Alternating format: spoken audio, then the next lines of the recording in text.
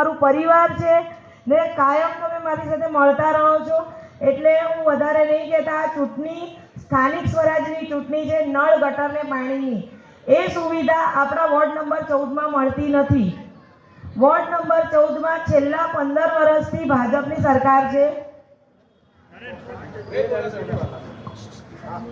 ભાજપની સરકાર છે, એટલે આ વર્ષે આપણે પરિવર્તન લાવવું પડશે ને તમારા બધાનો સાથ તો મારી સાથે હોય જ છે, પણ આ વર્ષે તમારે સાથ વધારે આપવાનો છે ને અમારી પેનલને જંગી બહુમતીથી જીતાડવાના છે.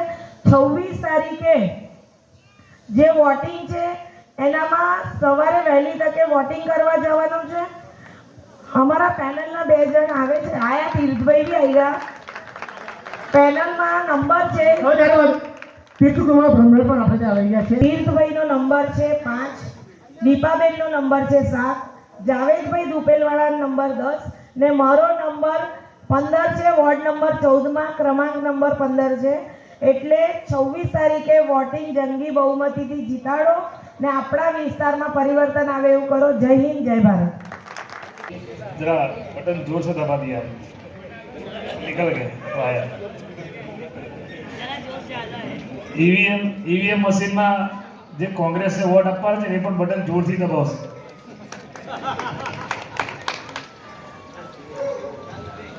अहिया मंच पर उपस्थित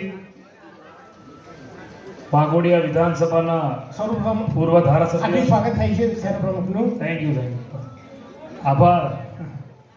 जय द्वारकाधीश बधा. मंच पर उपस्थित पूर्व धारासभ्य मधुभाई श्रीवास्तव जी, कांग्रेस पक्षना वोर्ड नंबर 14 4 उम्मीदवारों, ex councillor Hemanginiben, ex councillor Javedbhai Dhupelwala, Dipaben Shrivastava અને મારા યુવાન સાથી વોર્ડ પ્રમુખ એવા ભાઈ તીર બ્રહ્મભટ્ટ, ઉપસ્થિત સૌ સ્થાનિક આગેવાનો.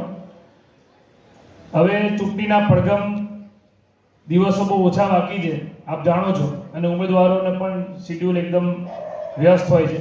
અહીંથી આ લોકોને બીજી જગ્યાએ પણ બરામપુરા અને બીજા વિસ્તારોમાં મિટિંગમાં જવાનું છે, અને મારા પછી આપણા સિનિયર આગેવાન બેઠા જે પણ શબ્દ કહેશે. પણ આપ સૌ કોંગ્રેસ પાર્ટીના તમામ જે કહેવાય ને કે જે પ્રેમી કોંગ્રેસ પ્રેમી લોકો છો, અને વર્ષોથી જે રીતે વાત કરી કે ભાઈ ભથ્થુભાઈને તમે વર્ષોથી આ વિસ્તારમાંથી જીતાડીને મોકલ્યા છે, એવી રીતે તમે અપીલ પણ કરી કે આ આખી પેનલને પણ આપણે જીતાડીને મોકલીએ એવી વિનંતી કરવા આવ્યા છે.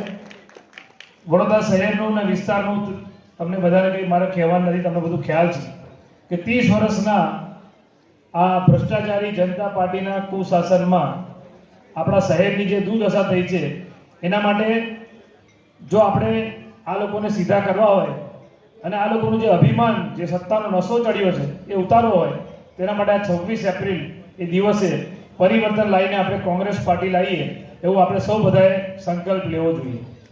ખાસ કરીને 5 વર્ષની અંદર તો જે મારા મિત્રો ભાઈઓ બધા જે કોર્પોરેશનમાં પણ નોકરી કરે છે અને જે કોર્પોરેશનના કર્મચારીઓ પણ છે, જે શોષણ કોર્પોરેશનમાં થાય છે કર્મચારીઓનું દરેક વિભાગમાં, આજે કોંગ્રેસના જમાનામાં જે પરમેનન્ટ નોકરીઓ મળતી હતી, આજે એ કોન્ટ્રાક્ટ સિસ્ટમ થઈ ગઈ, એમાં પણ 11 મહિનાનો કોન્ટ્રાક્ટ, અને એ લોકોને લાગે એને રાખે, એમની વાત ના માને એને કાઢી નાખે, જે દ્વેષ ભાવ રાખે છે. ત્યારે આ બધું જે તંત્ર, ભ્રષ્ટાચારી તંત્ર છે, એને બદલવાનો સમય આવી ગયો છે. તમે બધાએ આપણા આંદોલનો કોંગ્રેસ પાર્ટી દરેક મુદ્દા પર લડી છે. વડોદરા શહેરમાં હળની બોટ કાંડનો મુદ્દો હોય, ફાયર બ્રિગેડના સંસાધનોની ખરીદનો મુદ્દો હોય, જેમાં ભ્રષ્ટાચાર થયો, વરસાદમાં વારંવાર પૂર આવે, રોડ રસ્તામાં ભ્રષ્ટાચાર, 2 ટાઈમ પીવાનું ચોખ્ખું પાણી ના મળે. 30 વર્ષ એક જ પક્ષને શાસન આપ્યું, તો પણ આ વડોદરા શહેર જે મહારાજા સયાજીરાવ ગાયકવાડનું વડોદરા કહેવાય, આ વડોદરાને ખાડોદરા બનાવી, આ વડોદરાને મચ્છરની નગરી બનાવી, ભુવા નગરી બનાવી. ત્યારે કોંગ્રેસ પાર્ટીએ સંકલ્પ લીધો છે કે મહારાજા સયાજીરાવ ગાયકવાડનું વડોદરા પાછું લાવવું છે. જે લોકો ટેક્સ ભરે છે, જે વેરો ભરે છે, એને વેરાનું વળતર આપવું છે. મને યાદ છે ભીખાભાઈ રબારી, અમારા માજી મંત્રી, કદાચ હમણાં બીજે મિટિંગમાં છે, કદાચ આવશે, એ હંમેશા અને ભથ્થુભાઈ એમના ભાષણમાં બોલતા હોય છે કે કોંગ્રેસનું શાસન હતું ત્યારે 180 રૂપિયામાં 2 ટાઈમ પીવાનું ચોખ્ખું પાણી આપતા. તો આજે 1 ટાઈમ પીવાનું ચોખ્ખું પાણી પણ નથી મળતું. અને પાણી એ તો આપણો સંવિધાન બંધારણ આપણો અધિકાર, જે બંધારણ ડોક્ટર બાબા સાહેબ આંબેડકર બનાવ્યું એને બંધારણમાં જે આપણી જરૂર કહેવાય કે અધિકાર આપ્યો છે કે પાણી તો જીવન જીવવા માટેની જરૂરિયાત વસ્તુ છે અને એ આપવી જ જોઈએ, જેનો આ લોકો વેરો પણ લે છે.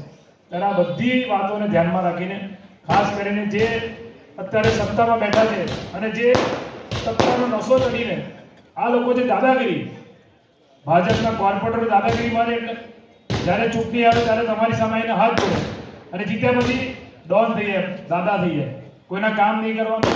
એમનું અભિમાન છે કે અમને તો આ લોકો વોટ આપીને જીતાડી જ દેવાના છે. પરંતુ આ વખતે વડોદરાનો મિજાજ કંઈ અલગ છે. વડોદરા શહેરના અલગ અલગ વિસ્તારમાં અલગ અલગ વોર્ડમાં ફર્યો છું, લોકોની વચ્ચે જાઉં છું. આપ પણ લોકોને જાણતા હશો, મળતા હશો. લોકો એવું કહે છે કે બહુ થયું, હવે આ લોકોને ઘર ભેગા કરો અને ઘર ભેગા કરવાનું મન વડોદરાની પ્રજાએ બનાવ્યું છે. ત્યારે આપ સૌને વિનંતી કરવા આવ્યો છું. શહેર પ્રમુખ તરીકે આ કોર્પોરેશનની અંદર વડોદરા શહેરના મ્યુનિસિપલ કમિશનરે ખોટું કર્યું તો એની સામે લડ્યો છું. ભાજપના મેયર, ચેરમેન, કોર્પોરેટરોની સામે લડ્યા છે. ધારાસભ્ય, સાંસદ જેને જેને ખોટા કામ કરે એની બધાની સામે આપણે લડ્યા છે. પ્રજા માટે કલેક્ટર પાસે ગયા છે અને કમિશનર સામે મોરચો પણ ખોલ્યો છે. ત્યારે અમે સામે ગમે તેની મોટી કોઈ ચમરબંધી હોય, પ્રજા માટે આંદોલન કર્યું છે, ન્યાય કર્યું છે અને ત્યારે વડોદરા શહેરમાં એક વાતાવરણ બન્યું છે, એક પરિવર્તનનો માહોલ બન્યો છે. ત્યારે આપ સૌ આ પરિવર્તનમાં સાથ સહકાર આપશો અને કોંગ્રેસ પાર્ટીને વિજય બનાવશો. આ તો 14 નંબરના વોર્ડ નંબર 14ના અમારા ઉમેદવાર છે, જેને તમે આશીર્વાદ આપવાના જ છો. પણ વડોદરા શહેરના ખૂણે ખૂણામાં 19 વોર્ડમાં જ્યાં પણ તમારા સગા સંબંધી રહેતા હોય, ઓળખીદાર રહેતા હોય, મિત્રો રહેતા હોય, બધાને કહો કે હવે બહુ થયું.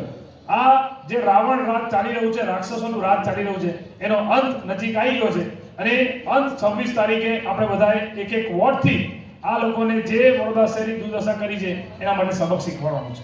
આટલી વિનંતી કરવા તમને આવ્યા છે, વધારે નથી કહેતો. બીજે પણ આપણે આગળ ઉમેદવારોને જવાનું છે. આપણી વચ્ચે એક સિનિયર આગેવાન પણ બેઠા છે, એ પણ બે શબ્દ કહેશે. પણ છેલ્લા મારી વાત પૂરી કરતા પહેલા એક વાત કહીશ કે વડોદરાની પ્રજા આજે એવું મહેસૂસ કરી રહી છે કે 30 વર્ષ ભાજપને વોટ આપ્યા, 30 વર્ષ, 5 વર્ષ, 10 વર્ષ, 20 વર્ષ નહીં, 30 વર્ષ ભાજપ પર વિશ્વાસ મૂક્યો. સામે ભાજપના નેતાઓએ વડોદરાની પ્રજા સાથે વિશ્વાસઘાત કર્યો. એટલે લોકો એવું કહે છે કે વક્ત આયા તબ ખૂન હમને બહાયા था, वक्त आया तब खून हमने बहाया था, चमन में आई बहार तो कहते तेरा काम नहीं. એટલે જ્યારે વોટ જોતા હતા, ચૂંટણીમાં વોટ લઈને સત્તા પર આવી ગયા અને સત્તા પર આવીને એવું કહે છે કે અમે તમારું કામ નહીં કરીએ.